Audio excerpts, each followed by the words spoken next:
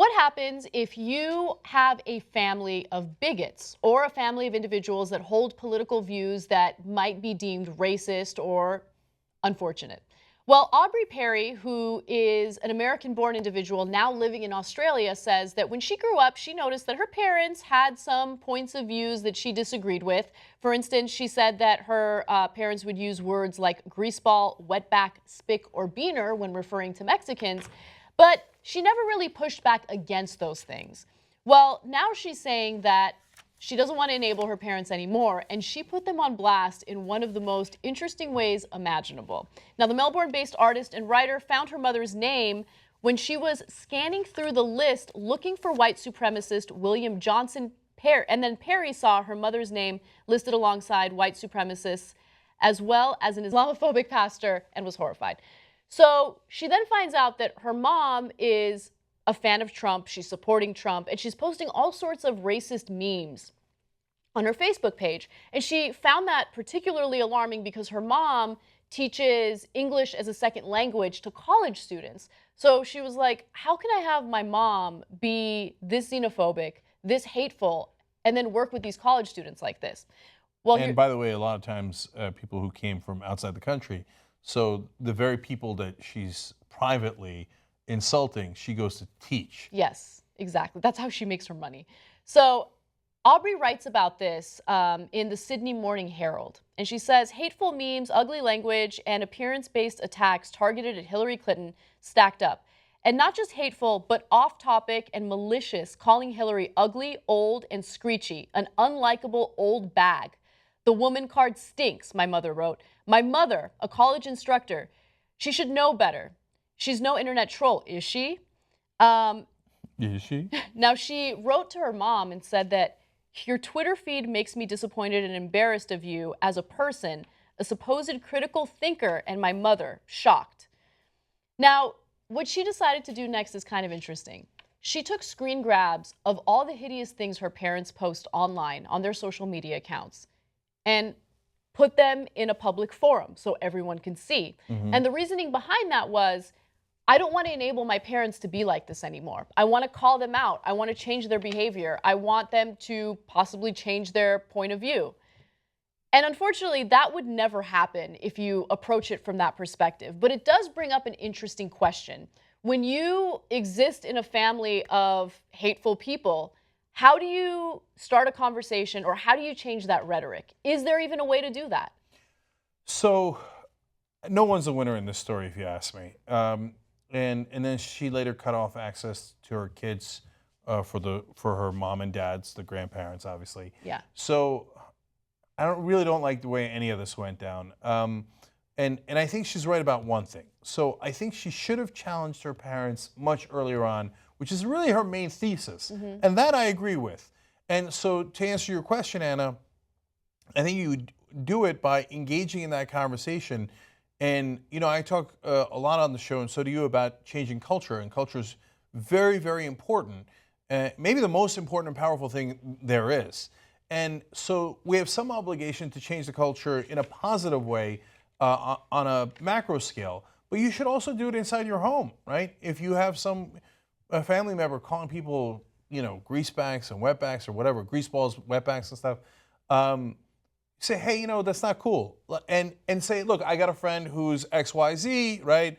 And, you know, if he was in the room, he'd be really upset by that. Personalize it. Make them think about it. Hey, Mom, you teach those kids. Weren't you telling me the other day that Juan was really doing well? I made up a nice Latino name there. Okay. Why you got to be named Juan, huh? I'm just kidding. It's because they're Latino. And if you had done that all those years, maybe we wouldn't be where we are today. But given where we are today, I'm like, Jesus Christ, can you imagine finding your mom on a white supremacist website? I can't imagine it at all. And I would be very shocked if I did.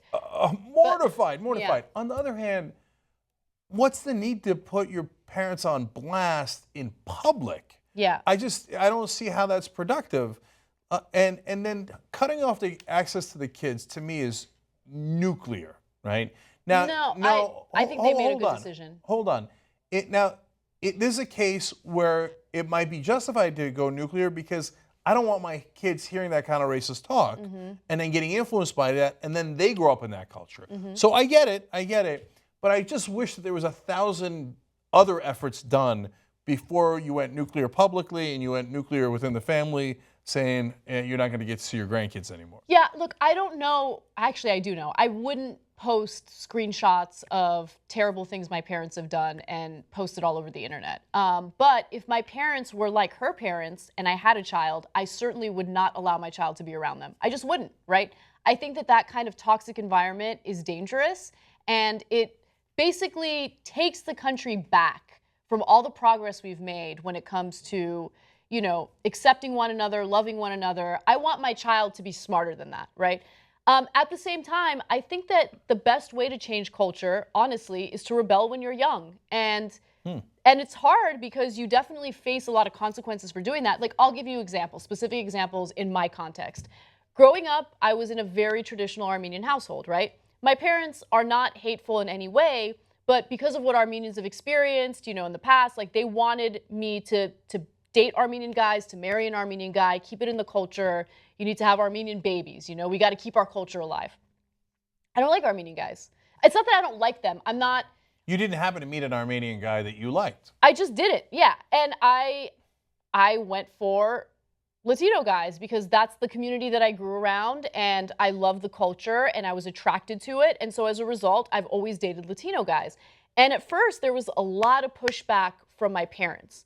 And it was like, no, what are people gonna think? Because the Armenian community, it's not just my parents, it's the Armenian community as a whole at the time that really wanted all their, you know, kids to be with Armenian people.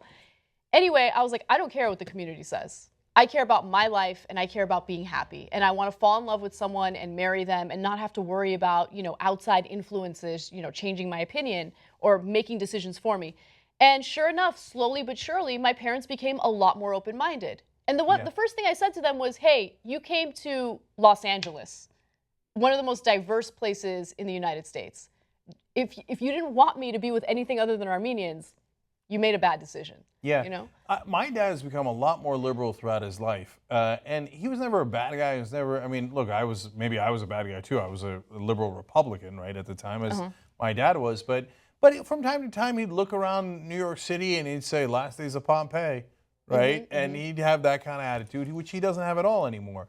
And we all grew up together and we challenged each other. We talked it through, et cetera. And we all, my dad and I both became atheists, slightly different times, was similar. And we, you know, and that happened through our conversations and through being open to new things. And yes, it's not just Armenians. Almost every culture almost has every something. culture, certainly immigrant cultures here in America, you stick with your own, you know. So did my parents want me to marry Turkish? Of course they did, because that's just the culture that they grew up in. So they would have found it just literally foreign to be like, oh yeah, sure, marry someone who's Indian. What? Right?